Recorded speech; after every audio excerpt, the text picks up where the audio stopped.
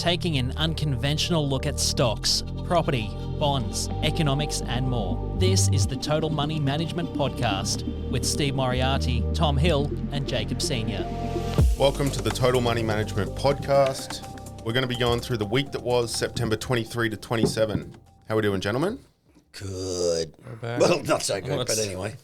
You've been under the butcher's knife, Stephen. Let's not focus on health issues this week or car crashes.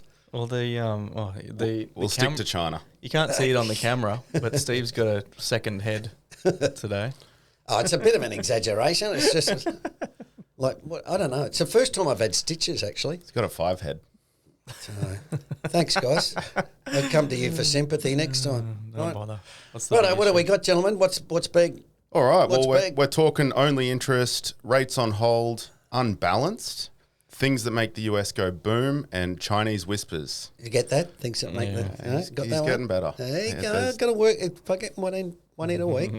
Well, the economy's, as of last week, was remaining relatively calm. We expect it to change going into 2025, and we've even seen a bit of volatility moving into October, which we'll talk about next week. But like always, we're expecting it to be calm until the election's over, and then we might have a bit of a tumultuous start. And then we'll start exploding all those bombs that we're building.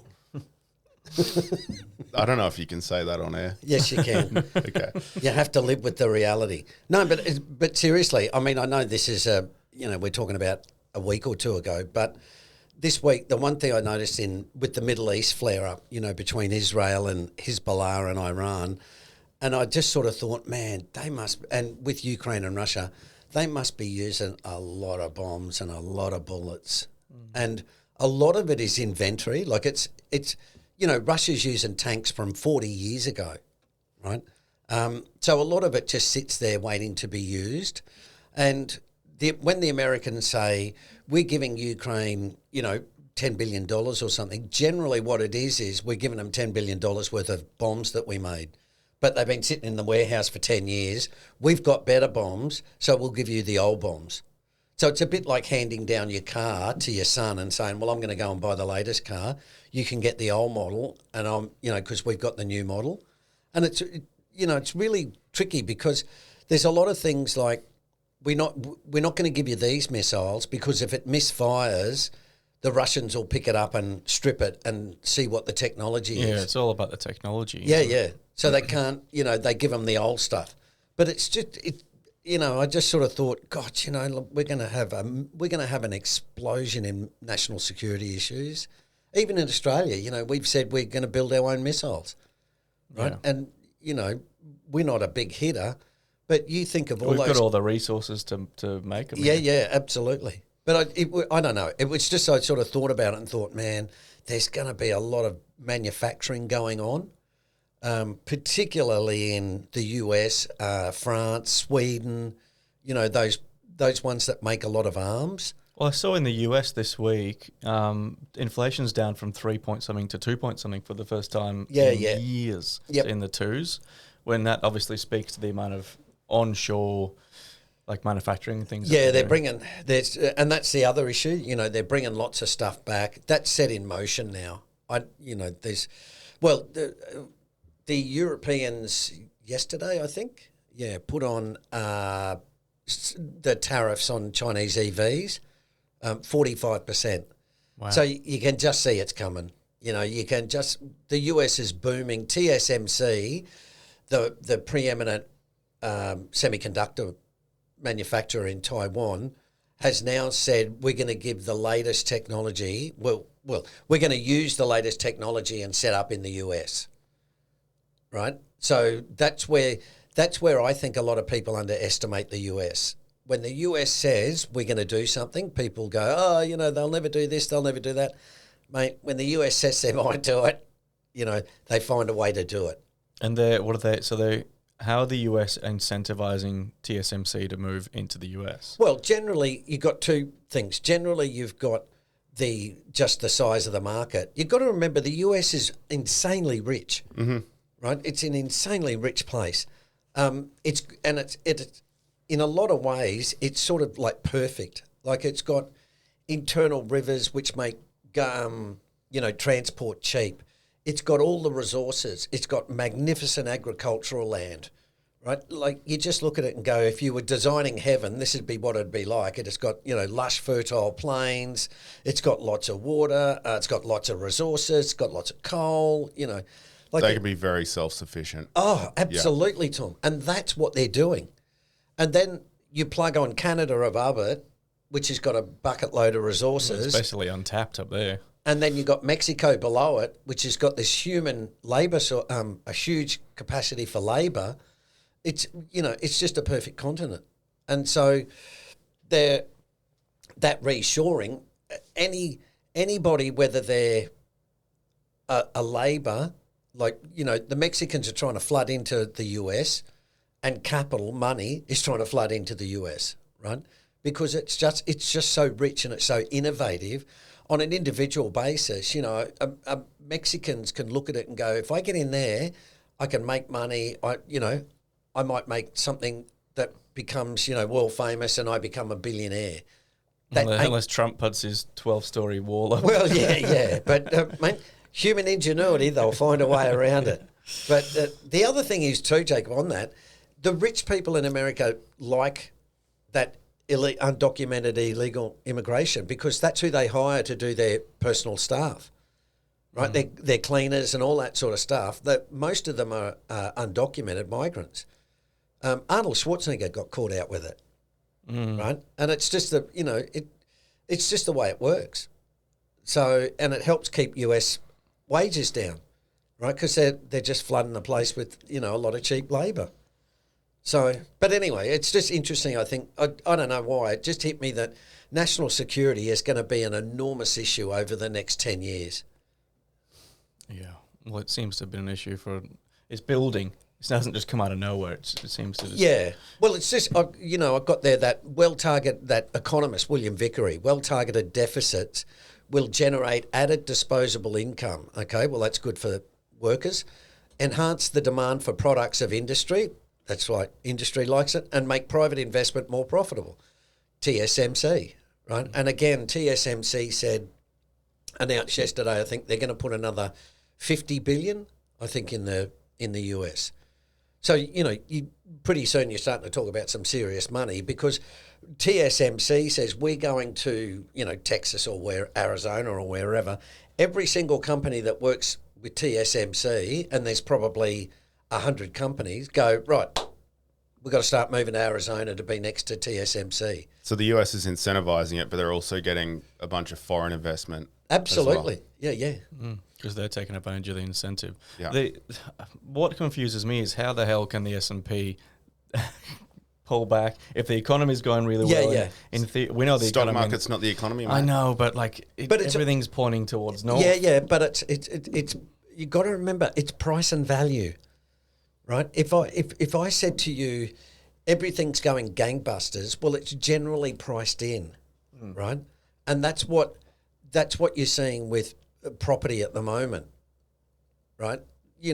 And I think we're on Monday. We're talking about it. And even this week, they came out with the stats which said rates are rising, and investor loans are booming. Well, go figure. Hang on. People said, when rates are lower, people will borrow more. And it's like, well, mate, they're doing all right when rates are rising too. So it's that you've got to figure that price and value stuff. And the reason why is because most of the theories you hear about are predicated on people being rational.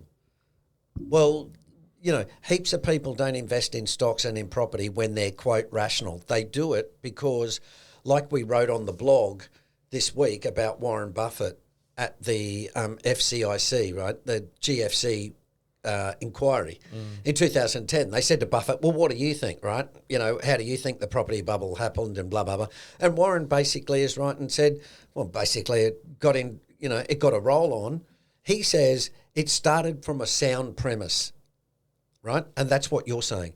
You're saying, but Steve, dude, the economy's going great. It must be, how can the S&P how can it fall? And it's what Buffett said was, I'm going to paraphrase him here, you basically make a mistake because what is at the start is a sound premise, at the end is basically doesn't make any sense. And so that's why I say with, buying at a CAPE ratio of 10 is completely different to buying at a CAPE ratio of 35. But at 10, the premise is, listen, mate, stocks will be doing really well. Okay, but eventually it gets to a price where you go, this is bloody madness. But people are still working off the premise of, oh, yeah, but everything's really good. Yeah. Right? And that's what's going on in property at the moment. People are buying because everybody's still talking about property, and there's still buyers turning up to auctions and all that sort of stuff. And because it's the more same. people have made money than lost money. Well, yeah. But the point, Jacob, is more people think they're going to make more money. Yeah. And what I'm saying is, look, if you bought a property like I did in 1920, man, you are killing it. But if you buy a property in 2024, well, it's a little bit, it's really different. But Don't expect to double your money. Exactly. In 5 years. And that's the price value equation. Yeah. Right? Everybody talks about, and this is what Buffett again said. He said, everybody starts talking about the price action, right? Nobody starts talking about 13 times income, which is the whole idea that we try to get across to people, that it's about value. Yeah. Right? Just because something has gone up and it's really good and it seems really fantastic doesn't mean it's going to continue to go up. It's very easy to understand that concept, but when you showing an active interest in markets and checking it every day, and you notice that every time it drops in recent history, it recovers, it's hard to kind of internalize that message. Absolutely. Yeah. But that's just a secular bull market, right? Buy the dip. And it works beautifully until there's a dip and you go, buy the dip, and then it dips some more, and then it dips some more. But maybe it's different this time, Steve. No, it won't be.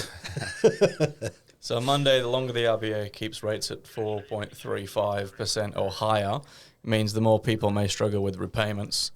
And the story in the week that was here mentions that some mortgage holders are now reverting to interest-only loans.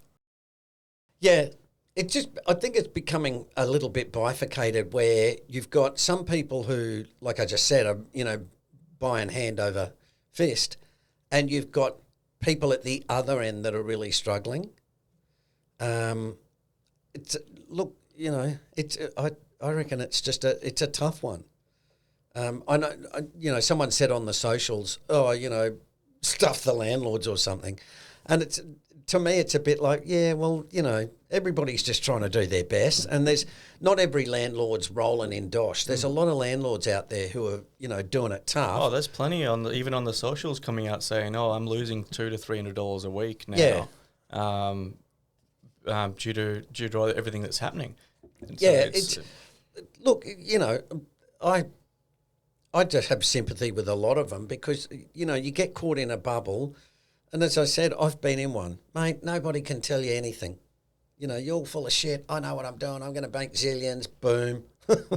And then you've got to eat a bloody bucket load of humble pie, and it's a really tough lesson to learn, right? Because while you're making money, you're telling every man in his soul, I'm killing it. I'm on my fourth property. You don't say to people, I owe $2.5 million. Just hope this ship doesn't go down. Human egos are fragile things, too. Absolutely. Money. Yeah. Money. Right? What's happening Tuesday? Well, rates day, economic growth at 0.9 and falling. So it is kind of difficult to understand the rationale behind RBA's decision to leave rates still instead of cutting them. Inflation and the expanding mortgage market appear to be the main concern here. Most people think if rates fall, property investors may boost lending, but the final decision really rests with the banks. Yeah. Someone said on the socials, and the general idea, that's why I said before, Tom, the general idea is if you cut rates, there'll be more borrowing. Now, that works to a point, right? Because as I said, I think in previous episodes, if you walk into the bank and say, say rates are 4.3, right, and rates go to 3, you walk into a bank and say, hey, dude, I want $1 million, and if they say no, Tom, you're not getting $1 million. Well, that's the end of that. You're not getting a loan. So it's the banks will weigh each loan according to certain criteria, and they will fudge it a bit too sometimes. But the idea that, if they cut rates, it'll automatically increase borrowing is not true. Now, the other reason is too, would you want to go and buy a property if it's in a falling market and if economic growth is going from 1.1, which is what it was, to 0.9, and now and the Reserve Bank are actively saying we want to smash inflation via the economy. Well, who the hell wants to go and borrow, $1.5 million to speculate in an asset class? When you put it like that, using logic, no. Yeah, but I don't think many people, a lot of people when they buy a house, it's an emotional thing. Whether it's, I don't want to miss out. Everyone else is making money off property. I need to get in. Yeah. Or if it's a family home, What's the date today?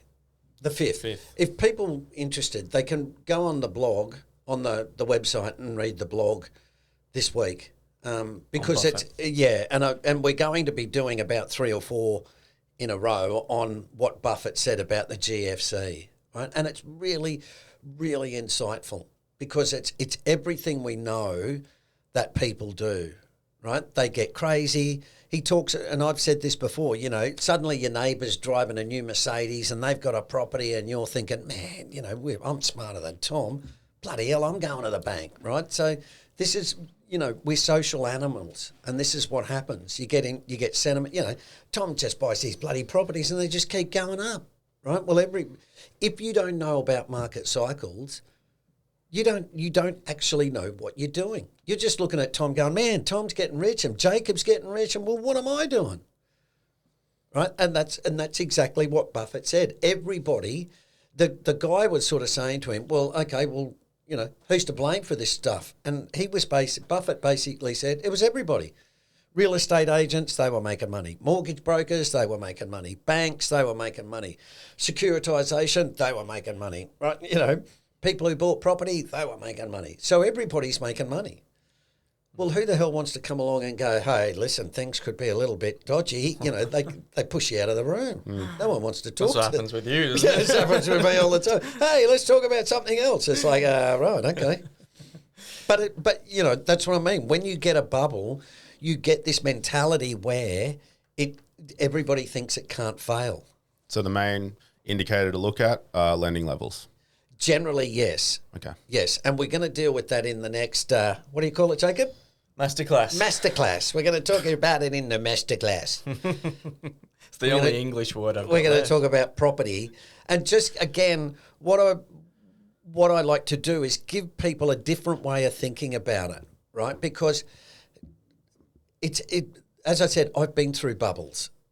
And I wish somebody would have at least, locked me in a room and said, Steve, at least listen to this. Yeah. Would you have listened? No. Yes. But no. That's what Steve did to us. Probably about not. 8 years ago. Yeah. Don't buy anything until you understand this. Yeah. Worked out pretty well. We missed out on a lot. Still went and bought penny stocks. Yeah. How's the Bitcoin going, boys? All right? Really well, actually. What does Steve know about specky miners, mate? Yeah. Anyway, let's move on to Wednesday. Yeah. We're going to talk briefly on the United States share of GDP, or global GDP. And the last time it exceeded 60% of the market cap in the 60s, the US economy accounted for 40% of the global GDP. So today, it's about 26%, which is still GDP. Yeah, it's a conglomerate. It's just it's huge, mate. It's huge, but it's one country. And what's the market cap now? 63%. Yeah, near a 6 decade. So in 2023, it was 26%, and it's near a 6 decade high at 63%. Yeah. So everyone's in the US, buddy. We're all in. It's absolutely insane. And we're going to explain that in the masterclass as well. Because the US, most institutions need to buy safe assets, right? What they class as AAA. And again, this goes back to the GFC with securitization, right? You get 1,000 properties, you chuck them all in like, for example, an ETF, right? Residential mortgage-backed security. you go to the institutions to say, listen, these are rated AAA by Moody's, right? They're the legit thing. The yield is whatever it is, right? And the institution says, yep, righto, well, we're in for, $2 billion.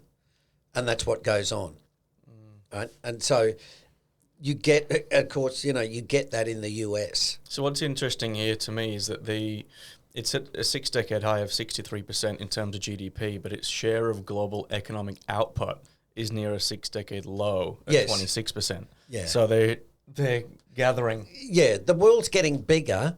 The US's portion of it is getting smaller, which is what you'd expect with China and Japan and generally Southeast Asia coming, India and those places coming on stream. Yeah.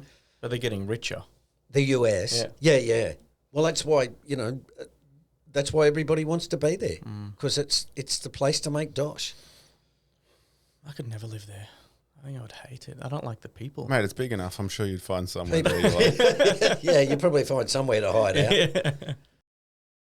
Get your guns and head for the hills. Yeah, get a big ranch. Don't talk to anyone. Ranch in a truck, mate. Righto, what do we got? Way. All right, Thursday, US undergoing a systemic change in their industry base. Yeah. So that's so the belief is free trade's dead. That's what I'm saying. It's all over, Red Rover. Well, that's our belief. Nobody's talking about free trade anymore. Everybody's talking about making their own bombs and bullets and semiconductors. Yeah. America wants to make their own stuff again. It looks like a lot of other countries are trying to do the same thing. That change is a big part due to Donald Trump. He was the first one to tell China and the others that the game's over. Yep. Not doing this anymore. It doesn't mean there's not going to be agreements between countries. Like, this is where people get, I think, fundamentally confused, where it's not just going to be siloed countries. It's not going to be 200 countries all for themselves. Yeah. It's just different trade agreements. It's going to be pick a side. Yeah. You're going to be on the US team or you're going to be on the China team. That's what it boils down to. Yeah. Right?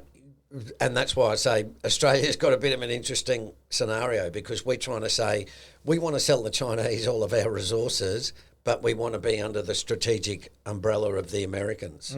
So, the Americans would be going, dude, I don't think you should be helping the Chinese. And the Chinese would be going, I don't think you should be under the umbrella of the Americans. Yeah, whose game are you playing? Yep. We've showed this chart a few times, but obviously construction spend in the US is up 40% year on year from 23. It's the highest it's ever been. Yeah. I mean, that's a decent, that's a pretty decent rise. Yeah. You look at it there and go, it's just moseying along. Then it's like, holy hell, what happened in 22? Yeah, so back in the 2000s, it was around 30 billion. Today, 2024, 250 billion. Yep. Yeah. And there's a lot more to go. There's room to move. There's a lot more to go, mate. That's just the start of it. It looks like a Bitcoin That chart. might go to $1 trillion. It probably will. Who's this fella you got That on just here? sounds silly. CNBC. Yeah. It's a really good video. This guy, China Beige Book, Leland Miller is his name. If you Google him and follow him on China, he's really, really clever about China. And that's a really good little 6-minute video about the supply chains and what else is happening in China. But he's certain people have really got their finger on the pulse, and he's one of them. He's really quite good. So if people wanted to go and, Google him or whatever you people do these days. Well, just a reminder for those that are just kind of tuning in, if you go on the website, you can sign up to the week that was for free. You'll see this article that we're talking to today, and we've got the link in there. So anything we're kind of referencing in this, you'll be able to see there. Absolutely. We sure will. Running through at a great rate, you guys. What's going on? It today. Well done. Actually staying on track. Yeah, we're just not 45 minutes in this time. Is that a shot at me, Tom? No. Stephen's gone off on tangent for a week. We haven't spoke about the Houthi rebels yet, or there's still time. EVs. Everybody wants to be a critic. Righto, what's the bonus? Oh, China? Houthi rebels are in China now. No, they're not. Oh, dear. Oh, they're buying property in Australia. Oh, my God, not again. So what are you saying on here? We mentioned a recent podcast briefing in the notes between the Treasury and the RBA. Must be rather colourful, so that relationship between them. And this is showing, the chart here is showing monthly CPI inflation rate percent, so it's down. 0.08%. Yeah. Oh, dear. How do you even quantify that? 0.08%. That's a joke. Finger in the wind, mate. Oh, yeah, what it's do you about reckon? that. About 0.8, 0.08. Doritos corn chips. Right? There you go, Dan. There's your headline for the week. No, that was last week. I know, but we've got to keep it consistent. It's just, it doesn't make any sense. Well, this is saying the banks were 100% wrong when they said rates won't rise until 2024, and it appears they're wrong again. Well, yeah. I just think when you look at people's track records, and look, mine's far from perfect, but what I'm saying is it just astounds me that the Reserve Bank came out, admittedly it's a different governor, but he came out and said rates won't rise until 2024, right? They went up like 5 times, right?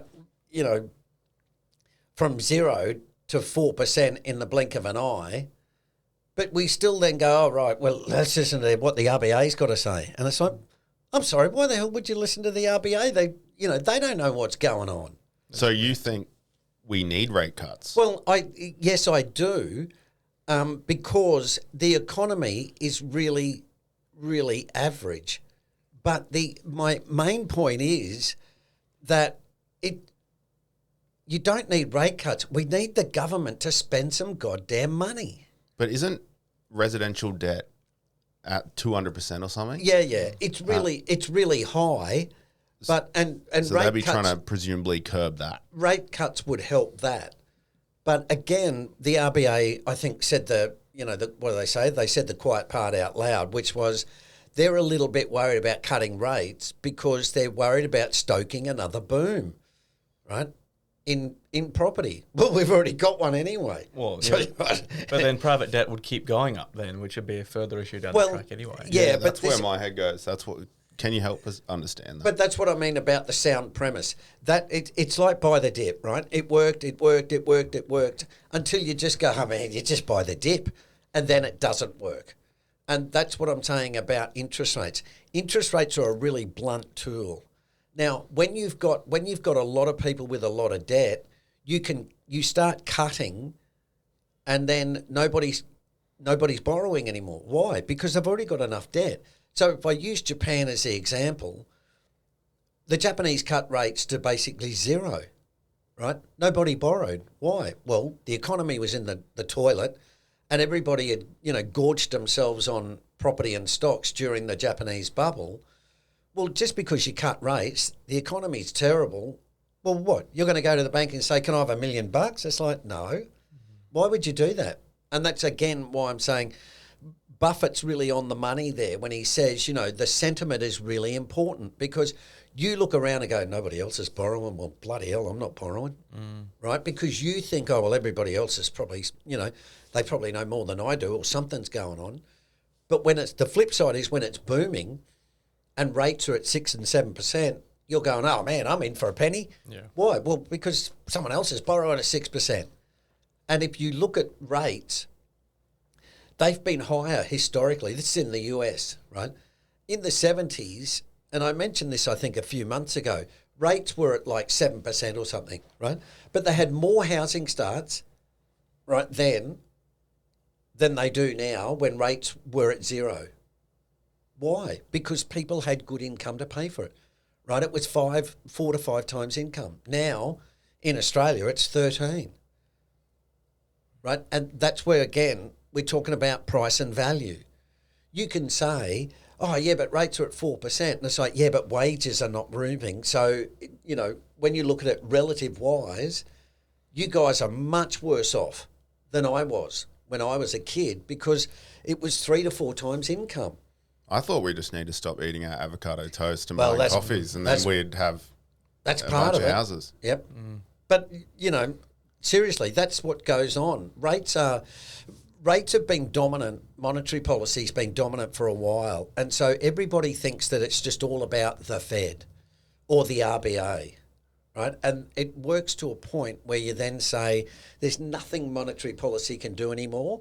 That's when the government says, I mean, look at the US, right? Prime example. Biden comes in, spends an absolute bucket load of money, and the joint is booming. right? Nobody's over there going, oh, you know, so much debt. Well, the unemployment rate came out last night and it's fallen from 4.2 to 4.1. Well, of course it is, because the joints bloody will go in gangbusters. And yet there's economists out there going, oh, I reckon it's in recession. It's like, oh, please. Jesus, GDP growth at 3%. The government's spending 6%, right, around $1.8 to $2 trillion a year, you know, flooding the economy with money. And there's an investment boom on top of that, because TSMC says, well, if the government's putting in $10 billion, who am I? Right, I've got to get a piece of that action. That's the way fiscal policy works, right? People start getting jobs. People start spending money, right? Oh, house prices are expensive. Doesn't matter, dude. I'm getting 6% wage rises a year, right? That's the whole point. And it's really, really important, right? But you know, you got to be old like me to understand it. All right, well, the short story, it goes on about US slamming the brakes on Chinese car tech, and it's really all about national security. China have got the most surveillance cameras per head out of any country in the world, and basically that's to make sure that they're staying in line. And Yes. the US and other countries don't necessarily want that to be the case for their people, so they're putting a brake on it. Yeah. Well, this is what we talked about before with the idea of Chinese vehicles being cheap and everyone going, oh, this is going to be really hard for the US and Europe. And it's like, no, it's not. Not when they just say, all right, well, there's a tariff of 80%.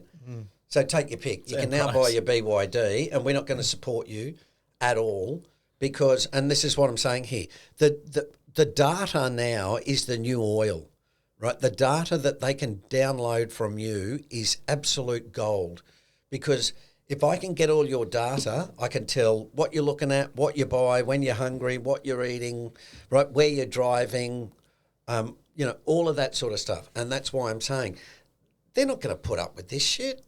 They're going to look at that. And the Americans have said, we're going to ban Chinese and Russian software, right? Well, that's the end of that. You're not going to be driving a BYD car, are you? Oh, if it's the same price as a Ford, or more, then you'll buy your Ford. Yeah, but the other thing too, Jacob, is price is going to start to become irrelevant.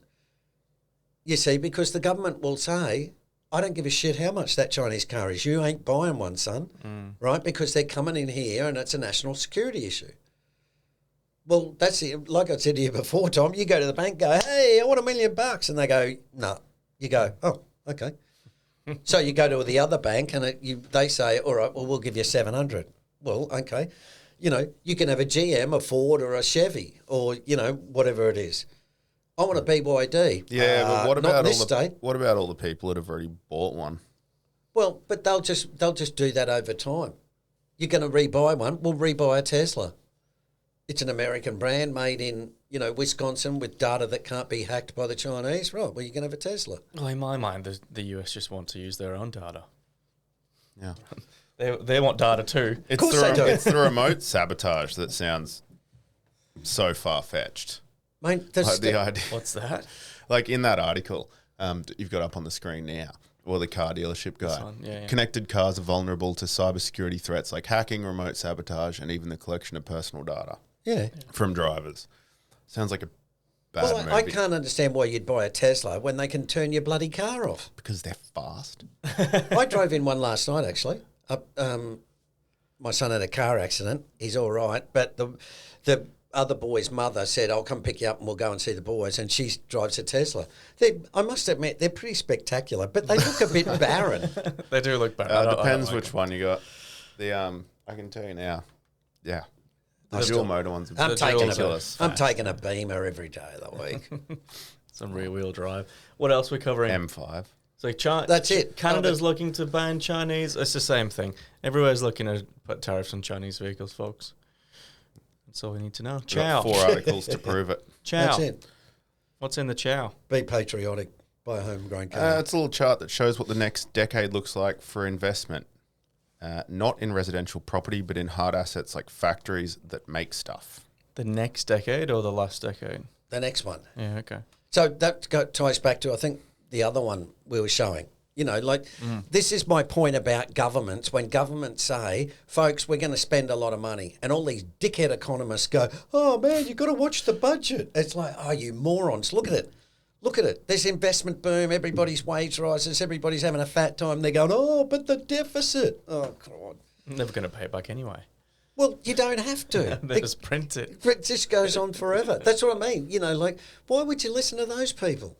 And it gets back to, again, what William said at the start, right? Well-targeted deficits will generate added disposable income. Bingo.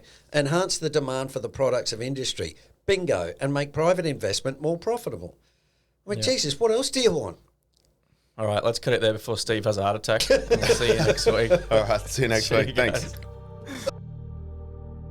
Stay up to date on our socials. Just search for Total Money Management on Instagram and TikTok. For your free investor personality assessment, go to totalmoneymanagement.com.au. And as always, remember, we don't provide financial advice.